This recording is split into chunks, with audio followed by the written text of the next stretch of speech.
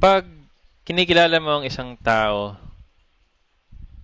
tapos ang daming taong nakapalibot sa'yo, nasa set ka, vini-video ka, mapapanood ka sa TV, mapapanood ka sa Facebook or any other social media na ginagamit na natin daily.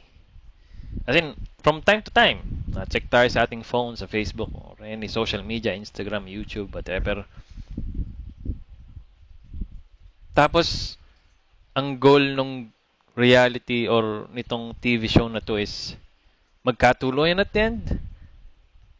Parang may mali. Hindi siya natural eh.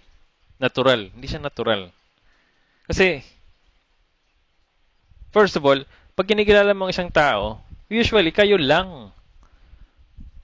You're in a place, kayo lang dalawa, walang host, walang video na nakatutok sa inyo. Kinikilala mo si girl, okay? The beautiful girl you're dating, that we're dating. Tapos nag-uusap kayo ng maayos. Walang nakatingin. Kung may nakatingin man, probably nagkakape kayo sa restaurant. O may mga tao doon. Pero hindi kinig yung pinag-usapan nyo. So,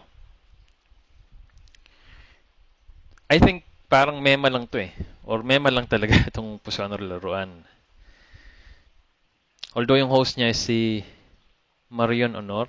Anak siya, I think, ni Nora Honor. With all due respect to the Honors. Pero yung concept lang nitong Puso Honor Laruan, parang may mali. Kasi, hindi ganun ang pagkilala mo sa isang lalaki or sa isang babae. Diba? Sa dating life ko, mga nakilala kong babae, naka long term ko, siyempre kinilala ko na kami lang, intimate. Nasa cafe, naglalakad sa park. Hindi yung nasa set kayo, na bini-video. May pressure dun eh. Kilala natin siguro si family-oriented. Kaya, well, actually, kaya nakilala ko tong show na to is gawa niya. Sabi daw niya na pressure siya. Sabi niya. Sabi naman ng mga netizens, ay hindi, wala lang talaga siyang alam sa English, sa mga English terminologies. So, di ba?